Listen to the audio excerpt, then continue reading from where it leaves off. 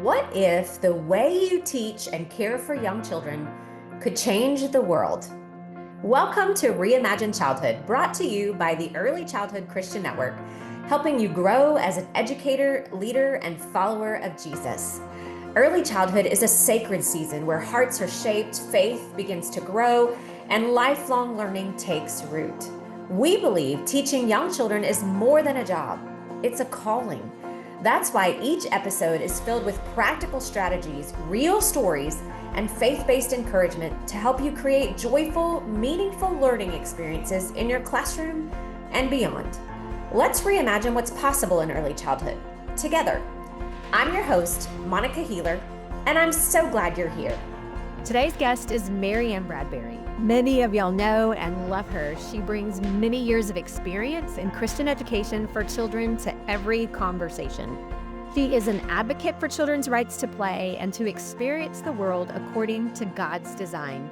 She served for 8 years as the executive director of Texas Baptist Church Weekday Education Association, now known as the Early Childhood Christian Network. Yes, she was my predecessor. She then retired to spend more time with her granddaughter. Even in today's episode, she talks about a camp she hosted in her backyard for neighborhood kids and friends of Samantha's.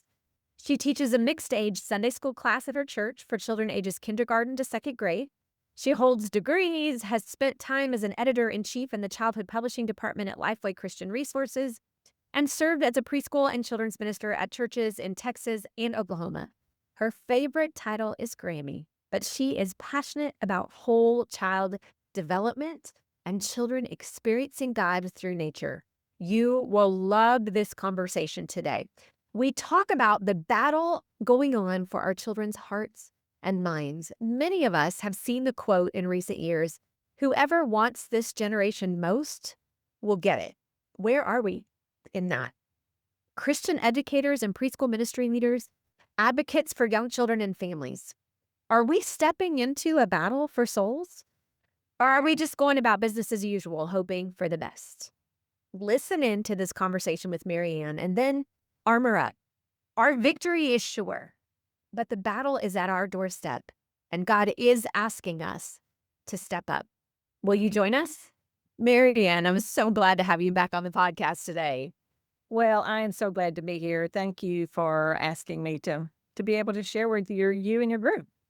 Listen, you and I have had several conversations in the recent months just about kind of how culture has shifted in the last decade. It really, I think, has shifted significantly in the last 5 or 6 years. But in the last decade, I think we're seeing a lot of differences in children, in parenting, even in how we're showing up in the classroom. So I wanted you to come today and share with us a little bit about what you're seeing and how you feel like this is actually an attack on young families and our young children. You know, because you and I talk a lot, and so you know that one of the things that I think we see in our world of children today is that we are seeing children that are stressed, and we're seeing children that are of all ages that seem to be in a state of anxiety. I've really given a lot of thought and a lot of, I guess, observation. And I really think what we have to understand is that there really is a war in our culture on children. I don't think that we stop and think about that too often, but there is a war in our culture for the hearts and minds of our children because of what's going on in our culture and because of the fact that we are so controlled by social media and technology, and that just seems to be getting more and more prevalent with the introduction of AI. But I think we have to go all the way back to almost the beginning and realize that there was a war in heaven, and Michael and his angels were having a war with what was called the dragon in the Revelation. That dragon was Satan, and Satan was thrown out of heaven along with his angels, and he was thrown out of heaven and he landed here and has been active and well ever since. And I just wanted to share a verse of scripture because I came across this the other day when I was just kind of thinking on this. And it's in Revelation 12:12 that says, "Woe to the earth and the sea, for the devil has come down to you with great fury, because he knows he has a short time. And I think we're seeing that in our culture because what we're seeing is that there is a war on for the control of the hearts and minds of our children. And that's coming through that war on who can gain really all of our attentions, but really the attention of children. Attention, our attention and our focus today seems to be a great commodity. There's Absolutely. everything out there that wants our attention because there are people who are in the social media world, in the technology world, in the commercial world, even in the church world that really want our attention because they know what our attention focuses on is what is going to be discipling us. Yeah, that's so true. Because we know we're being discipled every day. I've heard several times people say, and I've just thought it myself, like we are being discipled. It's a matter of what is discipline or Who. how are we being discipled. We are being formed. It's a matter of what is forming us or who is forming us. I mean, the reality is God has created us from the beginning to be a part of a family. I mean, I think we see that from the very beginning in Genesis, right? God created family as his unit of showing the rest of humanity who he was, that we would do that through family. And the enemy's attack on the family is not new, but it does seem intense right now. That it's what you said. There's so much, well, his time is short, right? Revelation says his time is almost done. And so he is coming after young children, teenagers, parents, marriages, all that. It does seem like an intense battle. And a lot of that, I mean, humanity has had all these advances that God has allowed, honestly. Like, God has given us intellect for all kinds of things, but our attention is very divided. And I wonder if our priorities have shifted so much that we don't even recognize that our formation is actually stunted. I think that you're absolutely not pointed in the right direction. right. That and our world is moving so fast. Yeah. There is so much. Kids are so bombarded with too much, too soon, too sexy, too young. Yes. That's that culture of too much. And what happens to young children, or really to all of us, but we see this in children, is because when they're bombarded with so much, and that is kind of a constant thing because it's just all the time, then their stress systems cannot ever have a chance to calm down or regulate.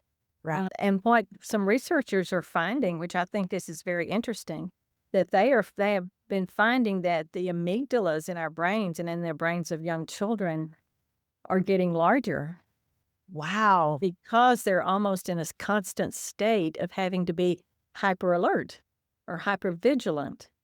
And so when that happens, then when your amygdala, or that which is the emotional, one of the parts of the brain, when that amygdala stays in that hyper vigilant state constantly, then there is no coming down from that to rest.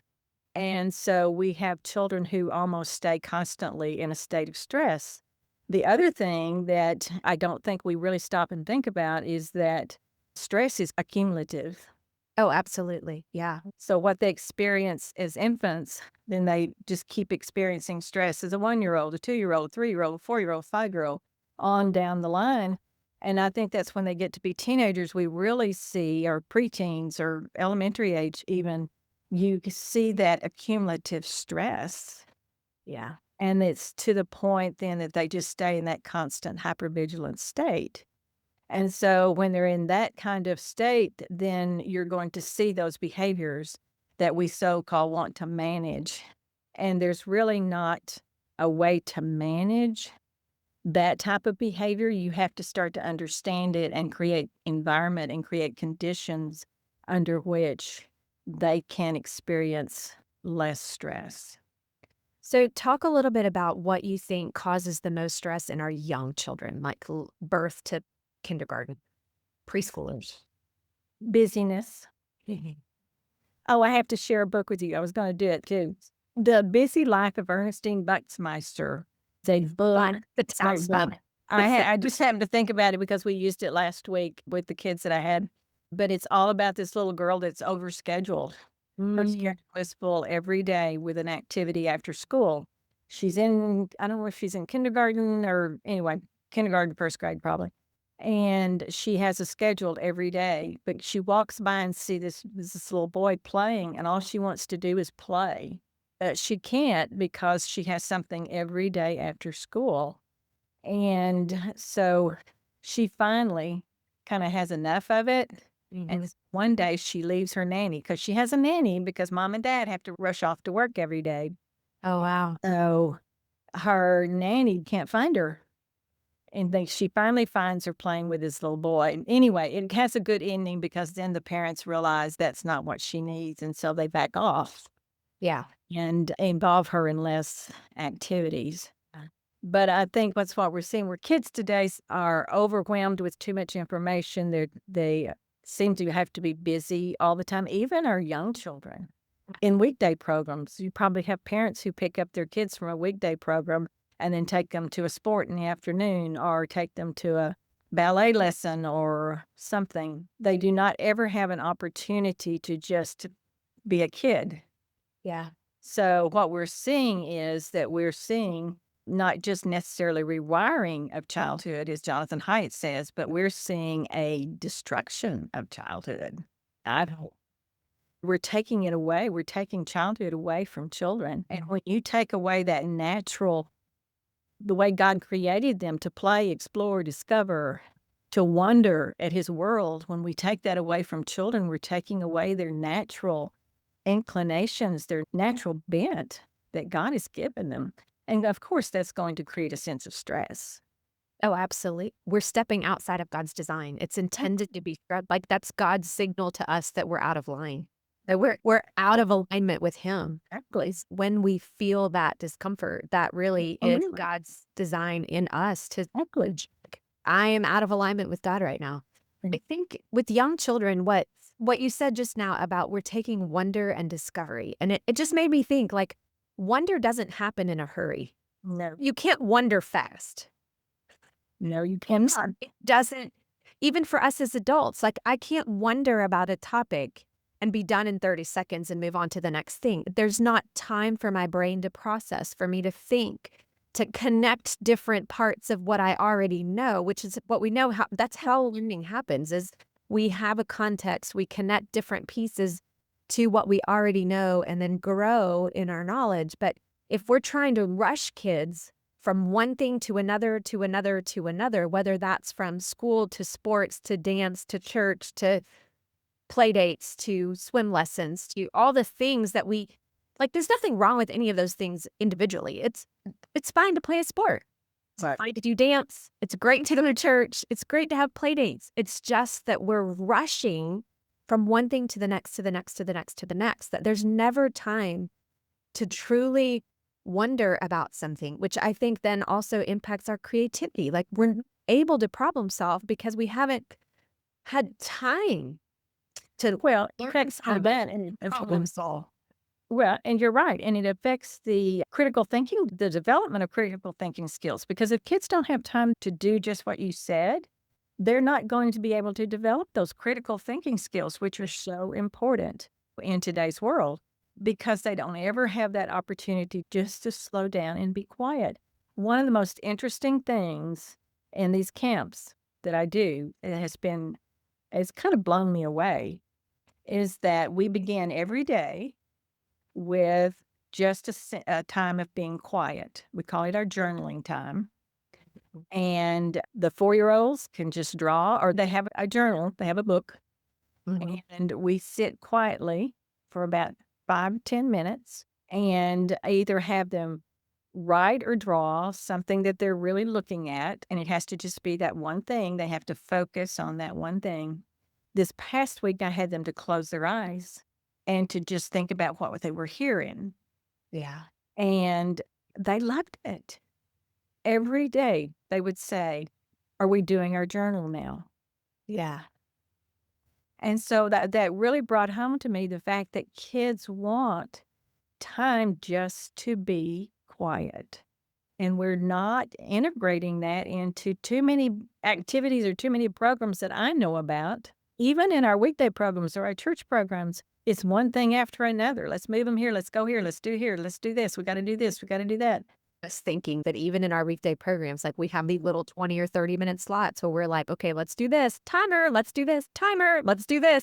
Timer, transition, all day Think about that, long. Monica. Just think about that. That is distressing for me as an adult. So think about that on the brain, the developing brains of young children who are trying to take in what is so much new and different or things that they're unfamiliar with, and they're trying to process all that information and get all parts of their brain trying to work together, and they're just moved from just this. It's like knee-jerk stuff. So think about what that sense of that's a sense of stress. And one of my favorite authors who's written a book called Simplicity Parenting, Kim John Payne. It's not written from a Christian perspective, but I believe he's a Christian because everything he says is so right there, is that the children today are really living in a world of this constant stress, but it's almost like when this stress becomes so accumulative, it's almost like they're suffering from PTSD. Wow. It can become so cumulative and it's constant. Yeah. And some of these children have the same symptoms of men and women who come back from war with PTSD. Isn't that fascinating? That's incredible. Isn't it? I And don't think we realize how much stress we're putting on children. And that worries me. To be really honest, it worries me because I think to really know children, we have to have a glimmer or at least a little insight into how they are experiencing the world. And I'm troubled at times because I don't think we really take the time to be present with children enough to think about how they're experiencing the world or experiencing a certain activity or a certain experience. Because if we did, I don't think we would do some of the things that we do. I think we would slow down. I think we would take more time and let them do more wondering and discovery. yeah. I think a lot of us as adults in children's lives, whether we're classroom teachers or parents, like there is a lot of pressure from the world that says our children are behind or they should know this or they should have the skills to do this and pick your this, right? Like it could be anything, but it does seem like we're pushing our kids from the moment that they're born to do the next thing. There's a lot of pressure, I think, for weekday programs. They feel like parents want their kids to have a second language and they want us to have computer training and they want us to do all these different specials in addition to learning how to read by the time they're 3. Like there's so much pressure to keep learning and to do more at a younger age. It's what you started out with saying, too much, too soon. And too fast. There's so much pressure on us as adults to step back. I don't think we feel the permission to step back and take a breath because then what's our role? If we're not doing all those things, then we must be failing children. Like I think there's a pervasive message out there to us as the adults saying that we're failing children because we're not teaching them early. Well, but on the other flip side of that, I would say that we are failing children because we're not looking into their world and seeing and getting that glimmer of what they are seeing. If you just look at the faces of children today, if you look into their eyes, what you see is sadness. Oh, God. That's what I do a lot. I just look at the faces of children and you see sadness. And when my kids were growing up, of course, my kids are older, they're your age. I saw laughter. I saw playfulness. I saw joy. I don't see that in children today. And as my granddaughter has gotten older, I've seen some of that joy just be taken away, and that breaks my heart. And there's a book called The Eyes Are Never Quiet, and it has to do with trauma. The premise of that book really is if you just look into the eyes of children, you can see part of their story. Wow. because there's either that hurt or that sadness or that disconnect there because of what they've experienced in trauma. But I think we're seeing that in children because of just the life experiences that they have. Yeah. Now, we expect children to sit still, to perform, because we're in such a performance-driven society. Yep. And I think that's the pressure that you were talking about the adults feel, that my kid is not doing this or not doing this or doesn't have this tech toy or this, they're not up there. They're missing out. Yeah. That's not true. And I wish I had an answer to how we could help parents get off this treadmill.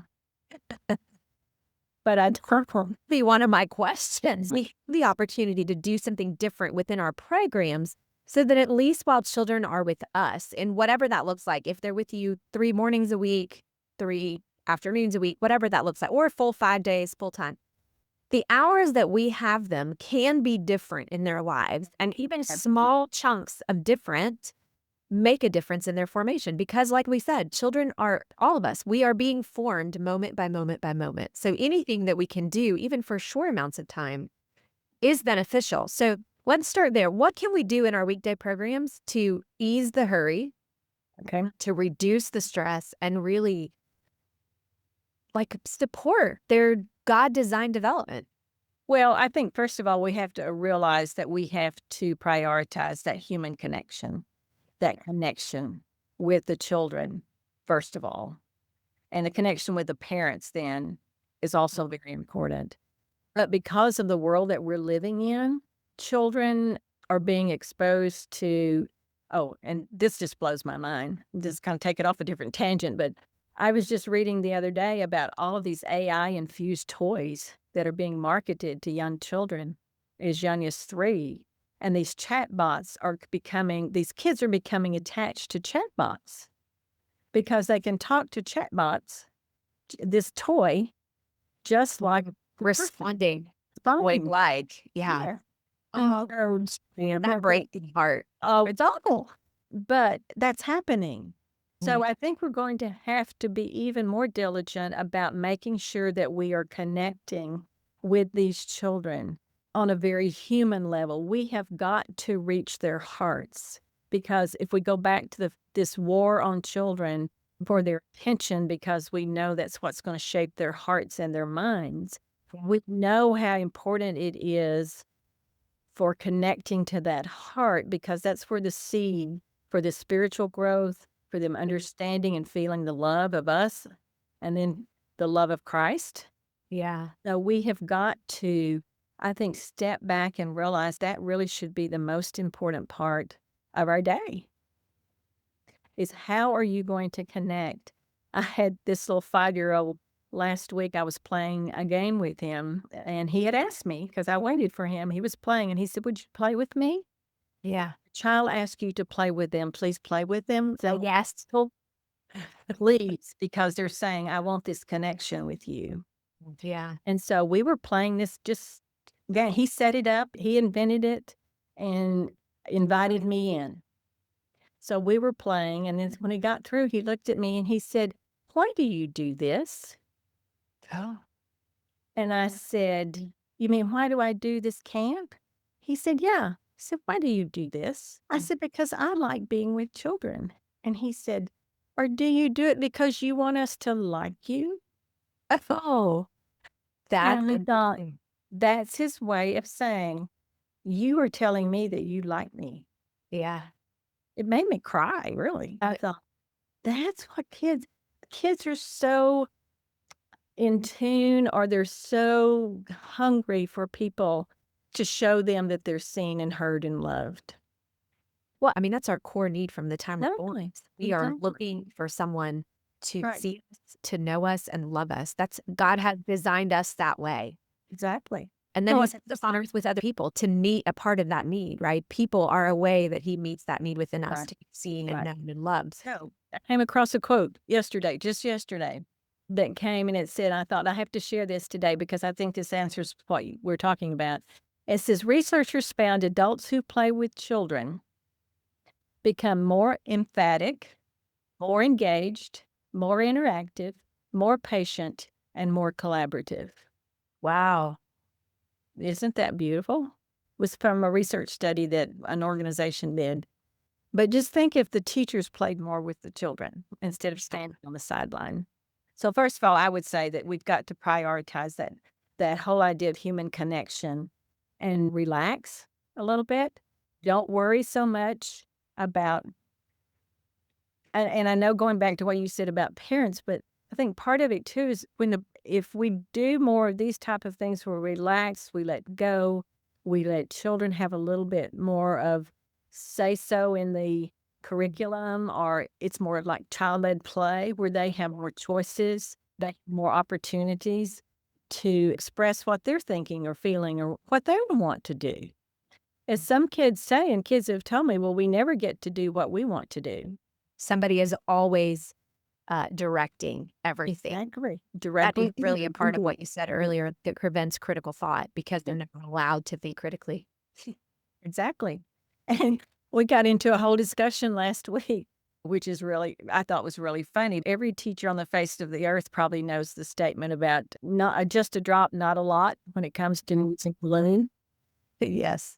I hate that statement. I hate it. All right, I confess. And so we were doing a whole glue project where they each got to lose their own bottle of glue. They had their own bottle of glue, and we were doing a sun catcher type thing. And so of course, they loved that. And that's how they got to talking. They said, this is certainly not like at school because we can only use just a dot, not a lot. And so I said, I don't like that statement. And they said, why don't you like it? And I said, because I think it limits children into what they might be thinking or wanting to do. And back up, I know people are going to go, oh, wait a minute.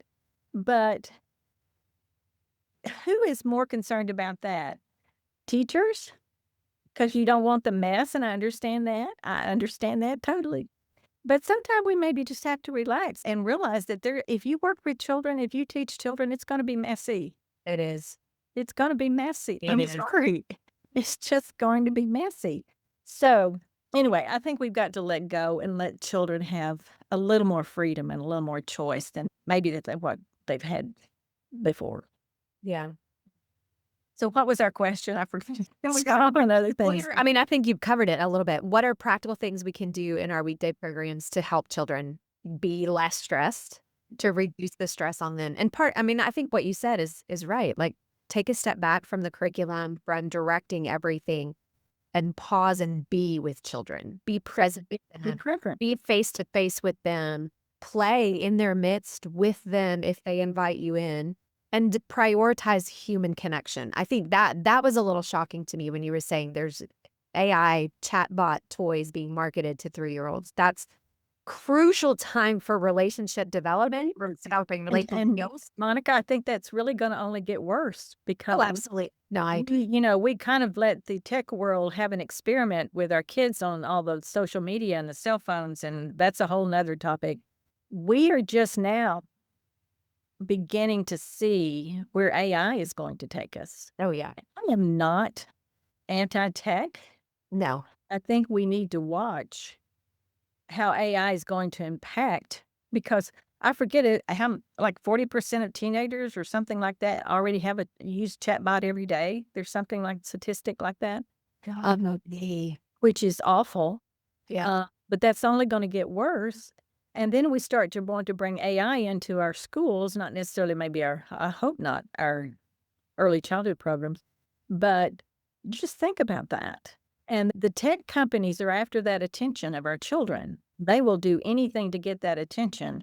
And by the way, just in case people who are listening are not aware, Apple just announced this week that they are coming out in the fall with a new iPhone designed just for children that will be an iOS system that will be blank, and then you can just customize it for your child and decide which apps that you want or which programs you want or whatever.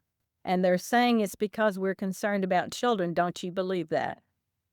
But I'm not concerned. There's no one in Silicon Valley. Trust me, there is no one in Silicon Valley that has the best interest of your child at heart. They're looking to make Don't more look money at and just just the research, yeah. what they do. Do not buy into those lies, and I think that's one way we can help parents. We've got to help them understand, do not buy into the lies that the marketers and tech people are telling you, because we are seeing all of the whole ed tech issue in schools, and Right. that is doing. That's another whole topic, but Well, anyway. I mean, I will say just this week, I was teaching a group of high schoolers in our church because I work with youth, and it was shocking to me that there was a group of sixth graders in this room who did not know what a table of contents was. Like, I was giving them a paper Bible to look up scripture, and I said, if you don't know where the book of John is, just look in the table of contents. And I was met with these wide eyes of like, I don't even know what that means. And there was another mom in the room with me who her son just finished sixth grade, and she said, Monica, he started kindergarten during COVID. He's never been taught, like, he's never had to use a table of contents because everything has always been a search bar on a device. Like, you don't need a table of contents. And it's just the things that I think we take for granted. Like, sure, being on a device is helpful. I love my Bible app on my phone. I love to be able to search for specific phrases where I can't remember where they are. I can search for that on my phone. But for children to grow up not even being able to use a table of contents, and we can say, well, maybe they just don't need it anymore. But the reality is critical thinking doesn't, it's going to be a forever need. That's not something that we grow out of, but we're outsourcing a lot of that starting from these early ages to somebody who wants to make money off our children. Exactly, and that's what ed tech's all about. But the kids that are using these devices in schools, they spend more of their time doing YouTube. Yeah. And I have witnesses to this, is that they may do their task or whatever they're supposed to do, but then they spend the rest of the time going on to YouTube. And there are now a group of moms out in California who their kids have encountered such content from their school devices that they're now formed an organization to try to get tech out of schools or Wow. make it safer or whatever. But anyway, that's really another whole topic, but that's a concern. That is very much a concern. So I think it goes back to prioritizing that human connection. Of course, the play, we're big proponents of play-based education. We are. Not let our world, this war on children, take their play away. We have got to stand up for the rights of children to play, because that's how God has designed them to learn. That's how they grow. That's how they explore. All of that. We've got to defend that right to play. I think we've also got to prioritize their time in nature. Yeah. I would say that. Yeah. That's how they get to wonder about the world God created. That's how they begin to sense His presence and know that there is something higher than themselves. Right. Is by being in His creation and understanding that there is just a beauty and a wonder about the fact that trees help each other. That they have a root system and they connect to each other. And if one tree needs something, they help them out. And, that's just, we talked about that last week, and it was just like a whole sense of wonder of, and the kids went around talking about that. Right. So we've got to really bring out, I think, for children more a sense of that wonder of nature. And if they're not in it, and I do feel like there's a little bit more of a trend of people feeling the need to be outside and in nature, but I think we need to continue to prioritize that and make sure that children are experiencing that.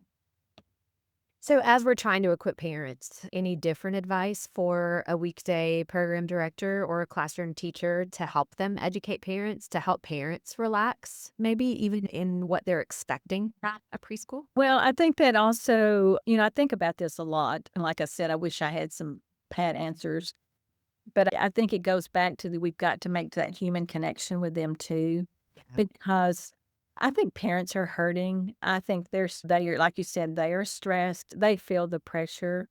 And I think if we can connect with them and really begin to see them as people, and I know it's hard. You've got all these parents, you've got all these kids, and, but if we just do one or two, or if each teacher connected with one or two, that and really begin to try to understand where they are coming from. Because many of these parents, I think, have also experienced stress growing up, especially our youngest parents. Yeah. They have experienced some of that stress, and they have not necessarily grown up feeling that they've always been seen and heard and supported. So I think any bit of information we can share with parents along the way of, this is why we're doing this. Uh, do you know why your child needs these fine motor skills? Do you know why your kid plays with Play-Doh? Why he needs to be squeezing that mud? It's goes back to that whole idea of trying to make learning visible by, explaining why kids are doing this and not necessarily writing a worksheet. Yeah. A worksheet of ABCs that they're playing in the mud and they're making lines in the mud and all of that. And that's a precursor to that of understanding how that physical development leads in the cognitive and academic learning. I think also just to pour into them and let them know that God loves them and that the church is supportive of them. Think a lot of young parents feel a lot of pressure to create a perfect childhood for their children. And that perfect childhood looks like what they see on social media rather than what we know God's design is for children. And so I do think anything that we can do in our weekday programs to make parents feel loved and accepted and to remind them that children need a lot less structured activity than what maybe they're being led to believe, that what they need is time with their parents too, like that, prioritizing that connection with their parents. Instead of letting YouTube read them a book, how about if you read them a book instead of But I kind of made a list, and one of the things on my list is prioritize reading to your children at school programs. Yeah. Please, because we know we're in a reading crisis. Yes. Did you see this week? There was an article this week that came out about how Gen Zers going to college cannot even read a complete sentence. Wow. But when you think about it, they barely had to. Like they spent their life growing up with text messages or direct messages on social media. It's a half thought. And parents are not reading to young children today. They're doing it less than ever before. And so, but children need to be read to. They need to hear that language. That's how the language develops. So read to your children. Read books. Read whenever you have an opportunity, but primarily read some good children's books to the kids every day, more than once. Yeah. Because we are in a reading crisis, and we need to be helping children learn the love of reading and love of books, the love of the Bible. Yeah. They need to know that the Bible is a book. I know the original Bible was not a book. It was oral, but then there was the scroll, but then there was the Bible. So they need to know it's a physical book. Yeah. Not just on a phone I would say prioritize reading to children because they'd love to be read to. There's a lot of personal connection in that reading too. Exactly. When You're you're holding your child in your lap, being close together, laughing together, that shared experience Right. is really powerful. Like it's more than literacy skills. It is so much deeper than that. So much deeper than that. You're absolutely right. Wow. I feel like we've covered a lot of ground. Is there anything else we need to cover before we close? I think it's just important that we remember that if we don't take this whole idea that there is a war on for the attention of our children, and that attention, whoever gets that attention, whoever wants this generation of children the most will get it. Yeah. I think the world out there, the tech companies, Disney, marketers, Yeah. they want it desperately. Yep. And so I feel like the church and our Christian community is in really a war with that community Yeah. for the attention of our children. And we have got to fight. We have got to fight this battle. And I love the song, and you're probably familiar with the song, but we're fighting a battle that God's already won. Yeah. Yeah. And we know he's won the battle. In the meantime, we've got to make sure that we're in the fight. I do think there's a comfort in knowing that he already holds the victory. And also, he never says to us, don't engage. Like throughout scripture, he's calling his people to engage in advancing the kingdom. He's calling all of us to like step into where you are. What do you need to do where you are to advance the kingdom? And that's to love people well in every environment that you find yourself in. Luckily for us, we get to do it with kids, which is exactly a joy in every way. But we've got to do it. Because during the Roman Empire, during the time when the church was established, it was very much an entertainment, individualistic culture. And God created the church within that culture to be an anti. Right. To make a difference in that culture. So I think such parallels today that we really have to think of ourselves as we are planted during this time to go against that culture, to establish a church, a community that will show the love of Christ and show the love for children. And we know all throughout the New Testament, Jesus really lifted children up and really let us see how much he valued children. Yeah. And well, I was reading Psalm 8. engagement. Like Psalm 8 says, through the mouths of infants and infants, you have silenced the enemy.